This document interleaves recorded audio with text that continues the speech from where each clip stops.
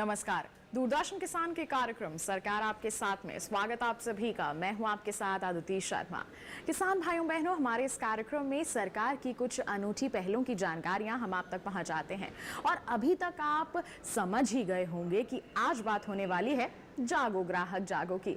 जी हाँ, ये मिशन क्या है, कब इसकी शुरुआत हुई और किस तरह से हो रहा है इसका क्रियान्वयन, आइए बताते हैं आपको। नजर डालते हैं योजना के सार पर।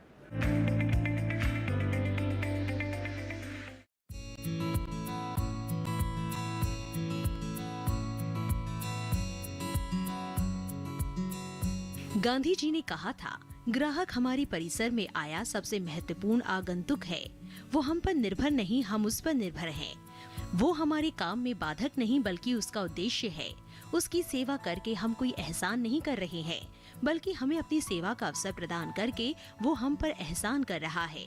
आज हम बाजारवाद के युग में हैं और भारत दुनिया की सबसे तेज बढ़ती अर्थव्यवस्थाओं में से एक।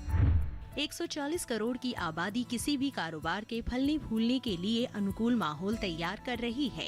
हम देखते हैं कि हमारे बाजार तरह तरह के सामानों से अटे पड़े हैं। कंपनियों और दुकानदारों के बीच अपने सामान को जल्दी जल्दी बेचने की होड़ है। ऐसा भी देखा गया है कि ये कंपनियां और दुकानदार वस्तु और सेवाओं की खरीद फरोख्त में धोखाधड़ी करती हैं। MRP से अधिक कीमत पर माल बेचना, भ्रमित विज्ञापन करना, तोलने में गड़बड़ी और खरीदी गई वस्तु या सेवा की पूरी डिलीवरी न करना। हमारा बाजार धोखाधड़ी से जुड़े इसी तरह के उदाहरणों से भरा पड़ा है।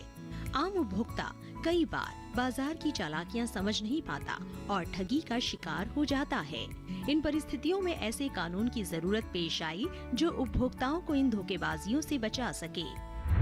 इस सरकार ने 24 दिसंबर 1986 को उपभोक्ता संरक्षण अधिनियम 1986 संसद में पारित किया। इसी तारीख को हर साल राष्ट्रीय उपभोक्ता दिवस के रूप में मनाया जाता है। ये अधिनियम उपभोक्ताओं को 6 अधिकार देता है। पहला है सुरक्षा का अधिकार, दूसरा सूचना पाने का अधिकार, तीसरा चुनने का अधिकार, चौथा सुनवाई का अधिकार, पांचवा विवाद सुलझाने का अधिकार और छठा उपभोक्ता शिक्षा का अधिकार। कानून बना देना और बात है, नागरिकों को उसका फायदा पहुंचाना और बात।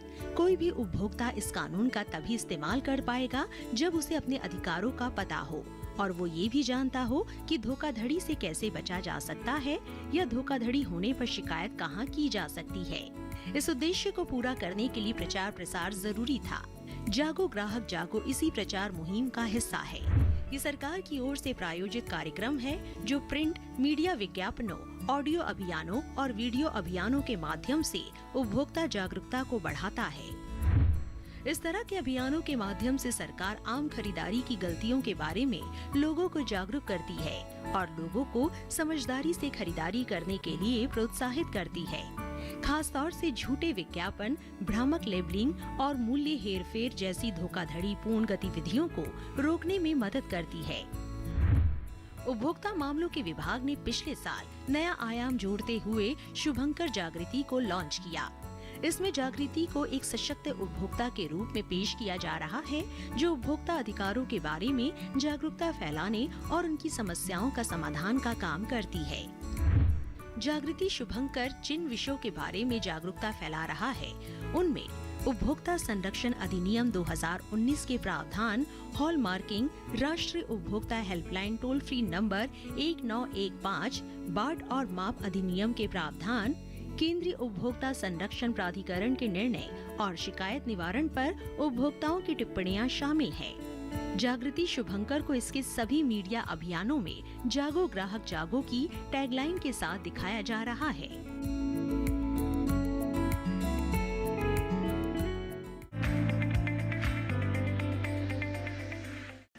फिलहाल हम रुक रहे हैं एक छोटे से ब्रेक के लिए। आप कहीं मत जाइए। ब्रेक के बाद आपके सभी सवालों के जवाब आप तक पहुंचाएंगे। मुलाकात करवाएंगे हमारे स्पेशल गेस्ट से, उपभोक्ता मामले विभाग की अतिरिक्त सचिव से। बने रहिए दूरदर्शन किसान पर, देखते रहिए कार्यक्रम सरकार आपके साथ।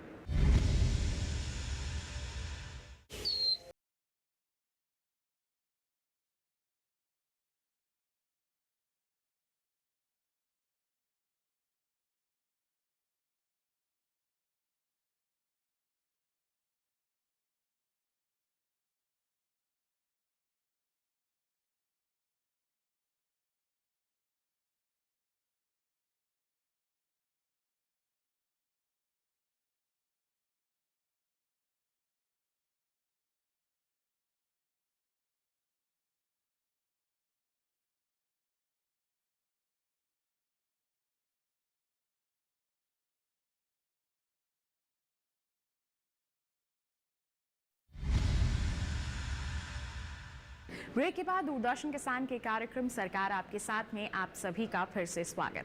तो जैसा हमने ब्रेक पर जाने से पहले आपको बताया था, हम आपको मिलवाएंगे उपभोक्ता मामले विभाग की अतिरिक्त सचिव महोदया से। तो फिर आइए बिना समय को गंवाते हुए उन्हीं का रुख करते हैं।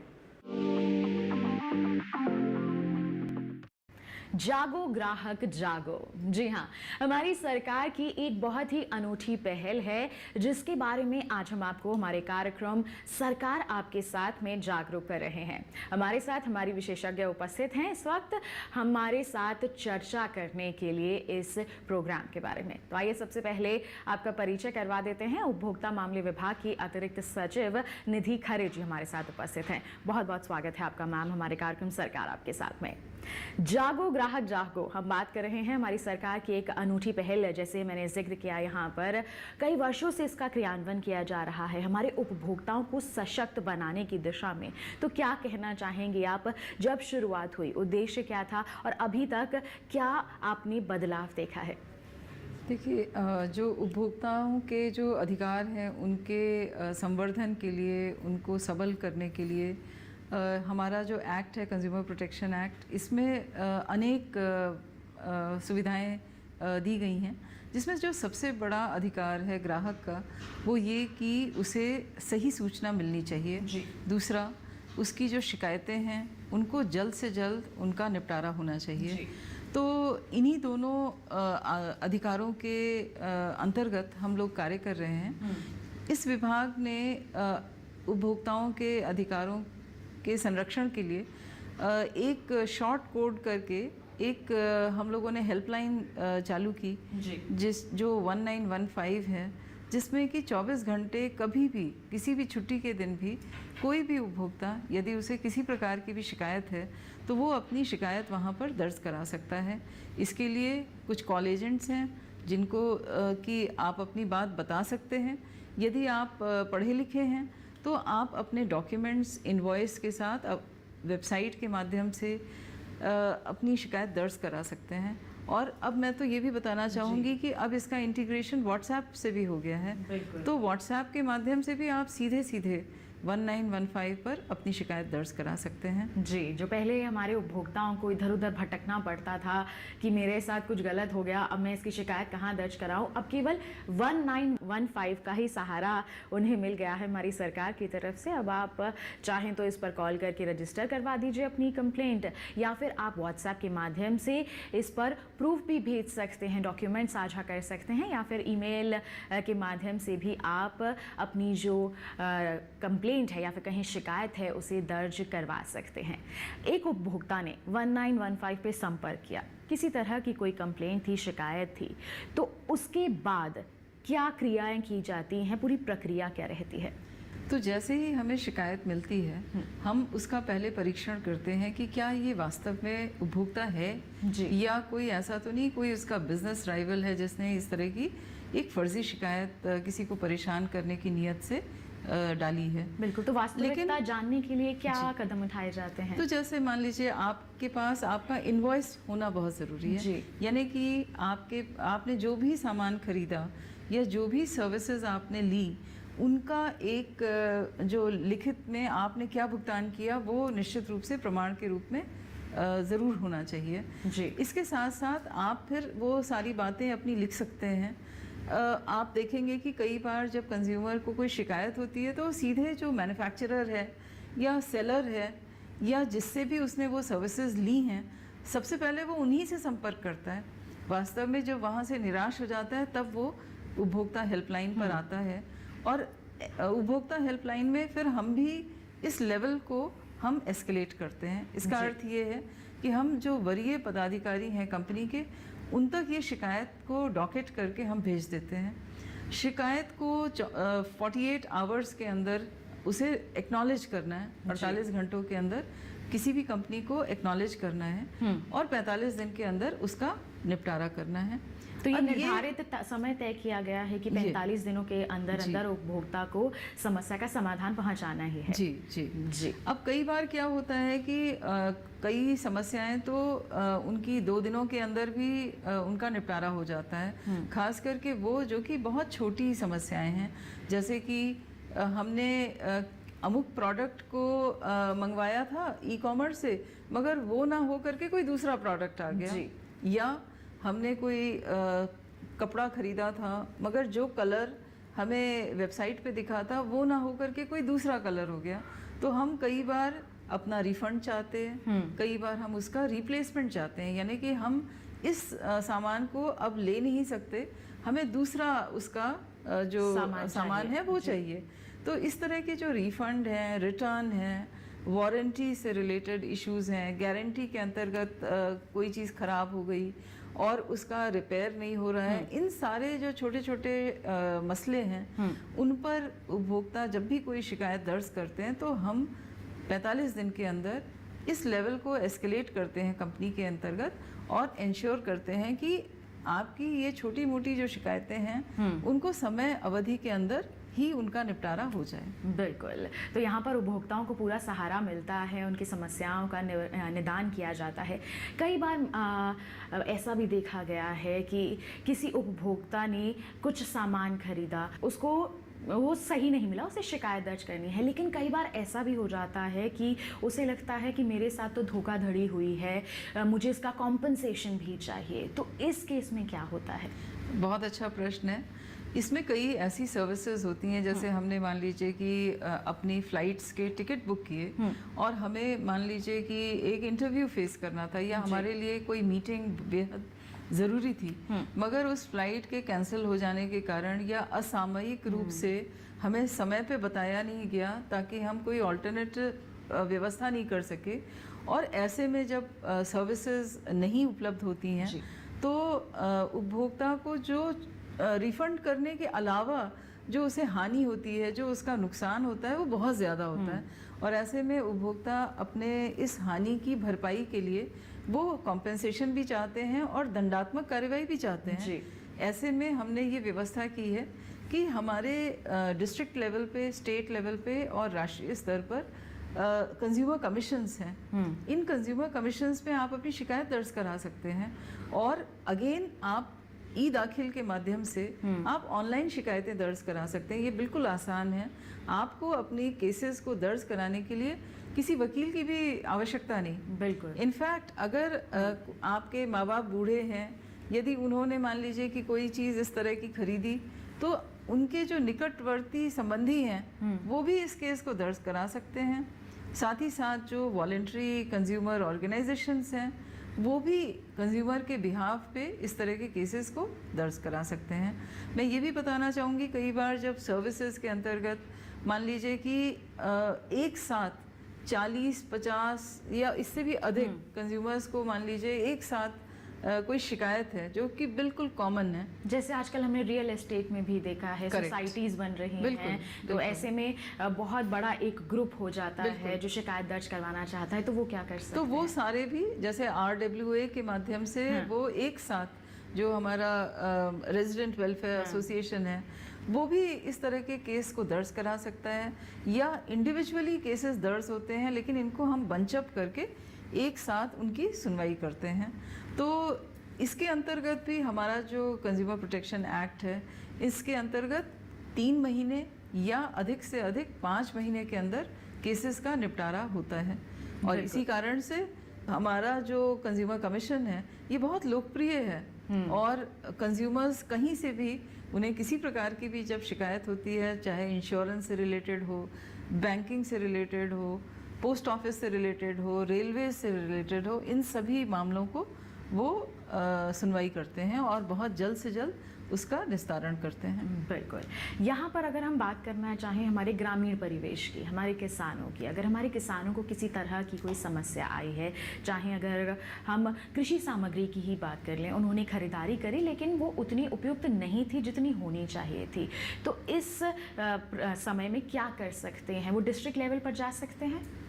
अगर आपको कोई ऐसी शिकायत है जहाँ पे आप कॉम्पेंसेशन चाह रहे हैं तो वहाँ पे आप डिस्ट्रिक्ट कंज्यूमर कमीशन पे अपनी शिकायत दर्ज करा सकते हैं और ये एक तरह से एक वाद के रूप में लिया जाता है।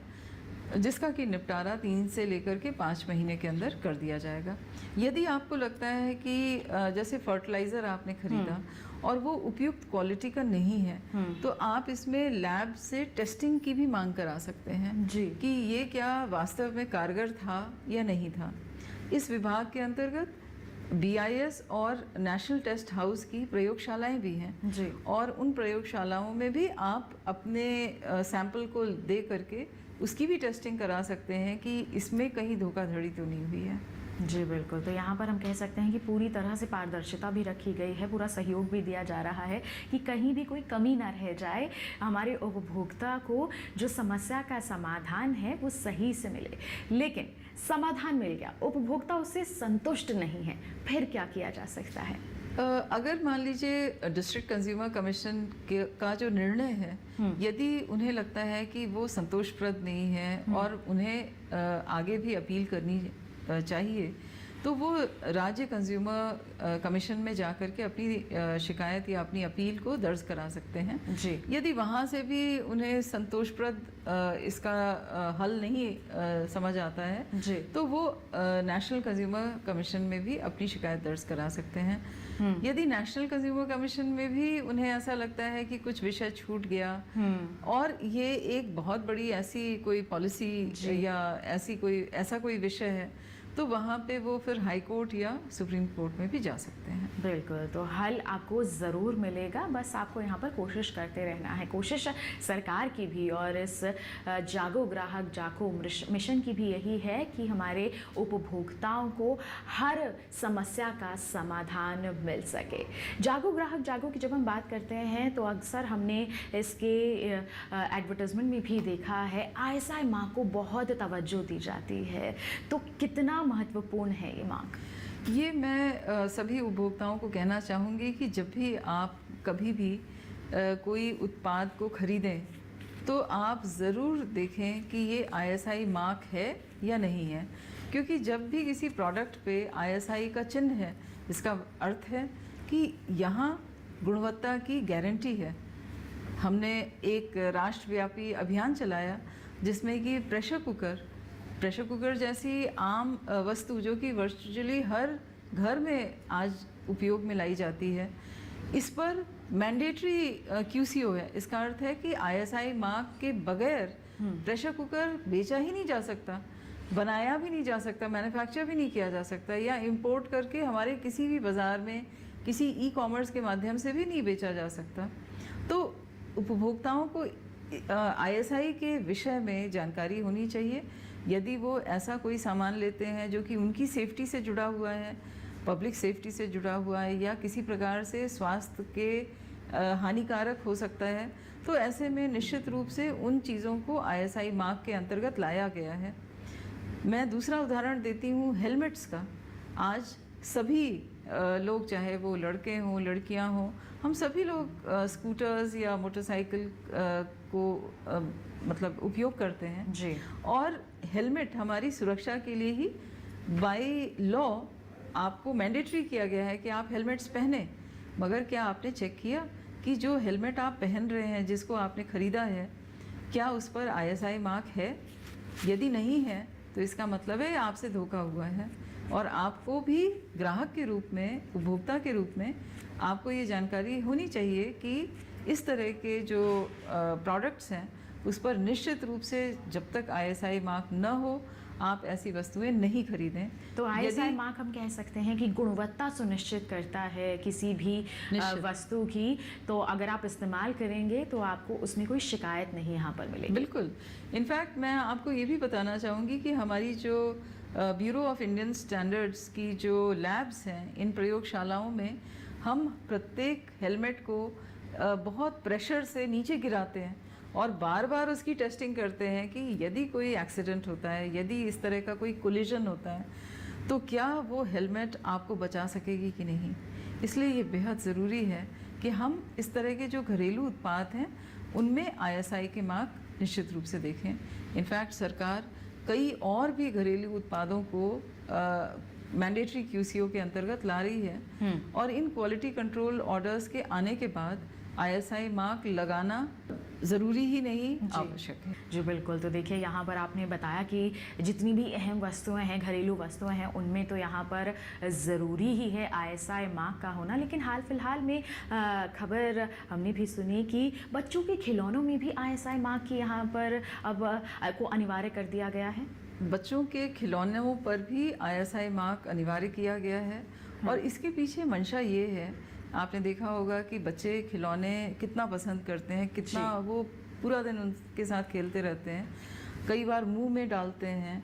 और ऐसे में जब कोई हानिकारक पेंट यदि उनके मुंह के ज़रिए उनके शरीर में जाता है तो उनके स्वास्थ्य को हानिकारक एक लॉन्ग टर्म बेसिस पर भी एक उनकी जो हेल्थ है उससे एक उनकी सिक्योरिटी से खिलवाड़ हो सकता है। इसलिए ISI मार्क के जो खिलौने हैं उन्हीं को ख़रीदा जाए, क्योंकि ये उन्हीं पेंट से बने हैं जिनमें कि बच्चों को किसी भी प्रकार से असुरक्षा नहीं हो। इसी प्रकार से इलेक्ट्रिक मतलब खिलौने आते हैं, कई बार बच्चे बैटरी मुंह में डाल देते हैं जी। या नुकीले होते हैं, बच्चे की हाथ कट सकता है या किसी प्रकार की कोई इंजरी हो सकती है। तो इस तरह की चेकिंग करने के माध्यम से ही हम टॉयज़ को भी सुरक्षित बना पाए हैं। इसलिए ISI मार्क के ही खिलौने खरीदें, इसी में सभी उपभोक्ताओं की सुरक्षा का हल है। बिल्कुल। तो उपभोक्ताओं की सुरक्षा जो है वो सर्वोपरि है। और अगर हम यहाँ पर घरेलू वस्तुओं की बात कर रहे हैं, बच्चों के खिलौनों की बात कर रहे हैं, तो ऐसे में महिलाओं के गहनों को हम कैसे भूल जाएं। गहने जेवरात महिलाओं की जान होते हैं, ऐसे में अगर उसमें धोखाधड़ी हो जाए, क्योंकि बहुत महंगे होते हैं, तो बड़ा ही बुरा होता है। और हम कह सकते हैं कि कम से कम हम अपनी आधी पूंजी तो लगा ही देते हैं। तो ऐसे में उनकी गुणवत्ता सुनिश्चित करने के लिए हॉलमार्किंग की बात कही जाती है, इस पर क्या कहना चाहेंगे आप? अगेन जो सोने के जेवरात हैं, गहने हैं, ये वस्तुतः भारत में प्रत्येक परिवार में कभी ना कभी खरीदे ही जाते हैं। लेकिन सबसे ज़्यादा इसमें जो चैलेंजेस थे वो ये था कि उपभोक्ता के पास कोई ज़रिया नहीं था कि वो पता कर सके कि वो जो अपनी इतनी गाढ़ी कमाई से गहनों को खरीद रहा है, कई बार इन्वेस्टमेंट के रूप में भी आप खरीदते हैं, महिलाएं उनको भी एक इन्वेस्टमेंट के तौर पे उसको बचा करके या लगा करके रखती हैं।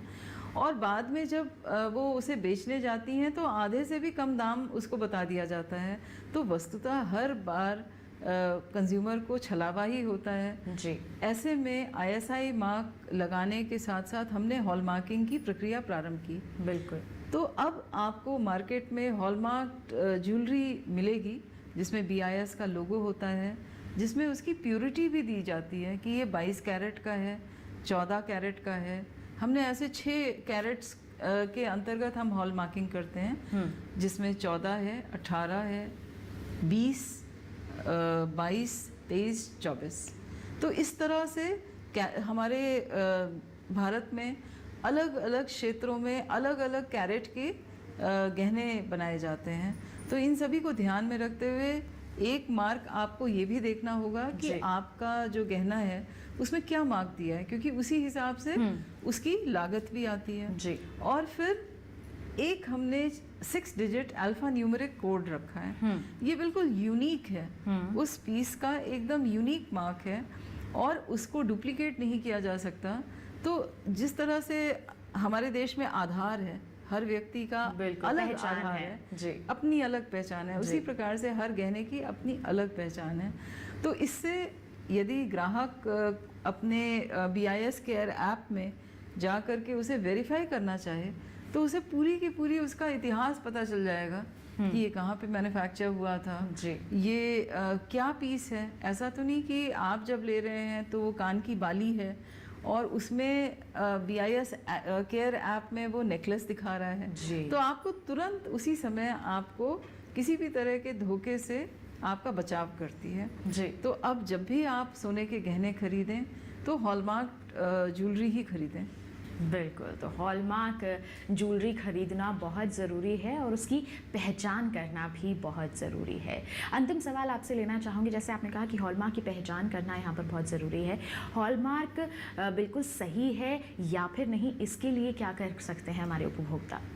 आप अपने फ़ोन पे BIS केयर ऐप को डाउनलोड करें जी। और वहाँ पे वेरीफाई HUID पर जाएं जी। और वहाँ पे जो आपका हॉलमार्क ज्वेलरी का जो 6 डिजिट अल्फ़ान्यूमेरिक नंबर है जी। उसे आप टाइप करें और जैसे ही आप टाइप करेंगे आपको वो सारी बातें आ जाएंगी कि ये किस प्रकार की ज्वेलरी पर ये हॉलमार्क है, बिल्कुल। कब असेंग हॉलमार्किंग, तो उसकी भी वास्तविकता यहाँ पर सुनिश्चित हो जाएगी। तो देखिए, अब हमारी विशेषज्ञ ने इतनी महत्वपूर्ण जानकारियाँ सभी के साथ साझा कर दी हैं। हम उम्मीद करते हैं कि हमारे ग्राहक अब ज़रूर जाग जाएंगे। तो जागो ग्राहक जागो पर इतनी अहम जानकारियाँ हमारे दर्शकों तक पहुँचाने के लिए आपका मैम बहुत बहुत धन्यवाद। बहुत बहुत धन्यवाद। तो आज के हमारे इस कार्यक्रम में आपने जाना जागो ग्राहक जागो के बारे में, इसके हर पहलू की जानकारी हासिल करी। हम उम्मीद करते हैं तमाम जानकारियां आपके लिए फायदेमंद साबित हुई होंगी। साथ ही आपको बता दें, अगर आप हमारे साथ भी जुड़ना चाहते हैं तो आप हमें ईमेल कर सकते हैं। ईमेल आईडी है हमारी सरकार आपके साथ @gmail.com। आप हमें फेसबुक के माध्यम से भी अपने जो सवाल हैं, जो सुझाव हैं, वो भेज सकते हैं। हिंदी में टाइप कीजिए, फेसबुक पर जाकर सरकार आपके साथ हमारा पेज खुलेगा, वहां पर आप अपने सवाल या फिर सुझाव पोस्ट कर सकते हैं। डीडी किसान कॉल सेंटर नंबर है 1800-113060, जिस पर सोमवार से शनिवार सुबह के 6 बजे से रात के 10 बजे तक कॉल करके अपना सवाल आप रिकॉर्ड करवा सकते हैं। तो इसी के साथ हमें दीजिए इजाजत। आज के अंक में बस इतना ही। अगले अंक में एक नई योजना से करवाएंगे आपको रूबरू। तब तक के लिए आप बने रहिए दूरदर्शन किसान पर। नमस्कार।